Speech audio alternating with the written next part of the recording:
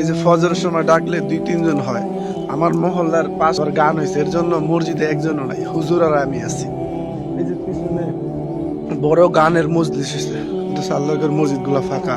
আল্লাহর কাছে যাইয়া এরা কি জবাব দিবে? আল্লাহর কাছে যাইয়া কোন মুখ দেখে? এই দুনিয়া তো ক্ষণস্থায়ী, আখেরাত চিরস্থায়ী। এত শীতের ভিতরে মানুষকে ডাকি আল্লাহর দিনের খাতিরে, কোনো লাইক কমেন্ট শেয়ার কোনো বিনিময় পাওয়ার জন্য না। আমার দুঃখ একটাই, এত ডাকার পরও মানুষ আল্লাহমুখী হয় না, সবাই দুনিয়ামুখী। এই যে ফজরের সময় আমার পিছনে হাজার হাজার ঘর, হাজার হাজার পুরুষ, অনেক মানুষকে আমি চিনি, তারা এখন নামাজ পড়তে গেল না।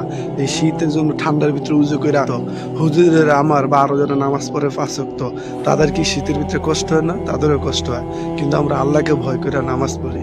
আর তারা আল্লাহকে ভয় করে না দেখ পানি ঠান্ডা লাগে, নামাজ পড়তে কষ্ট লাগে।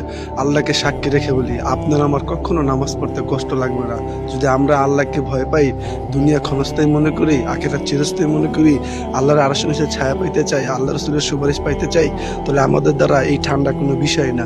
আসুন আপনি আমি মিলেমিশে মানুষকে 5 ওয়াক্ত নামাজ পড়ার দাওয়াত দিই, আপনি আমি নামাজ পড়ি, ইনশাআল্লাহ।